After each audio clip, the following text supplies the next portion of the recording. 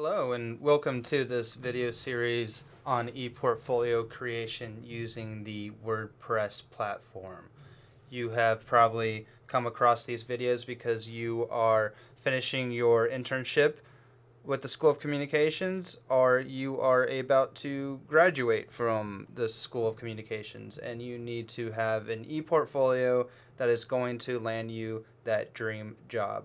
So the first thing that we need to do is we need to visit WordPress.com, and this is the splash screen for WordPress. This is how you know that you've reached the correct place. And you might already have an account created with WordPress. You might have used a blog or created a ePortfolio already in a previous class. So if that is the case, you have already gone through this process and you know how to log in. This tutorial makes the assumption that this is the very first time that you've approached WordPress. So bear with us if you already have an account created. But if you don't, this is the steps that you have to go through. As you can imagine, you probably want to click on the Create Website button if this is your first time, and it's going to take you to step 1 of 5. And this is where you want to create your URL or your address or your site name or whatever you want to call it. Typically with ePortfolios, we want to try to have your name as descriptive as possible, your first and your last name, any combination that you can create that represents yourself.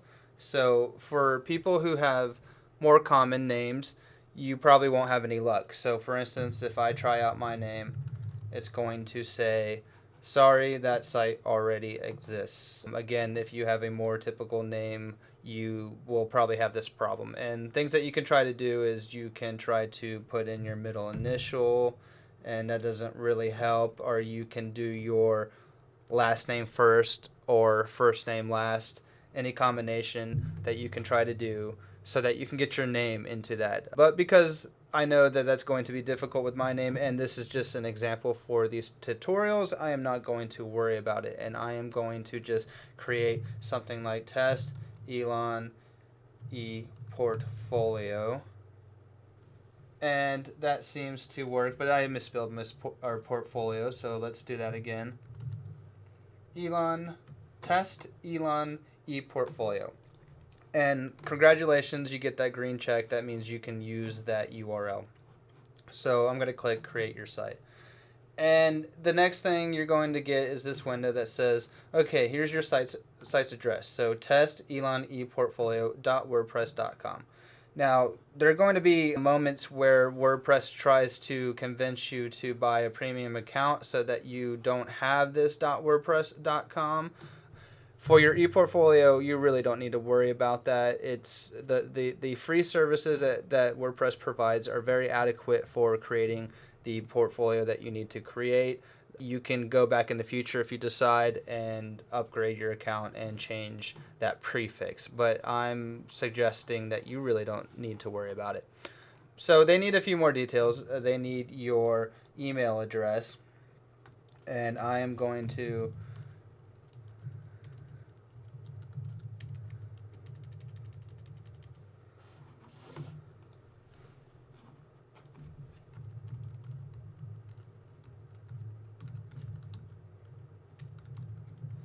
and they're going to want you to select a username. I would recommend that you use the first part of your email address, and they are going to want you to enter in a password.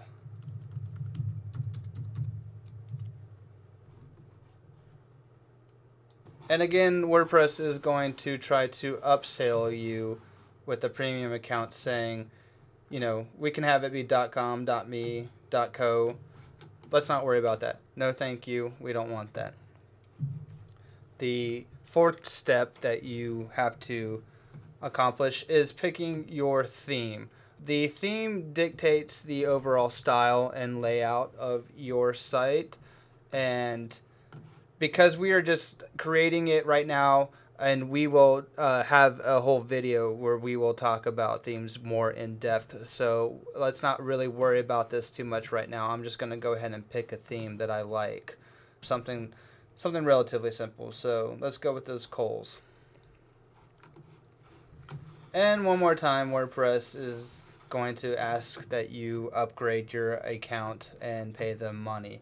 And we don't need to do that. Again, the basic services that WordPress provides are more than adequate for what we need. So I'm just going to go ahead and say select free. Then you're going to get to the step where it says, okay, great, we just need you to verify your email address that you've provided us. So we need to take a moment to go open up our email account and to find that email that WordPress has sent us. Okay, so you've logged into your email and hopefully you have found a email form from WordPress, and this is what it'll look like, and it'll say thank you for signing up, and click the button to confirm your email address. And when you've done that, you are done. You've created your first site and you will see this hello world post. So in the next video, we will talk a little bit more in depth about themes, how to work with themes, and what they do and don't do for your ePortfolio. So we'll see you in the next video.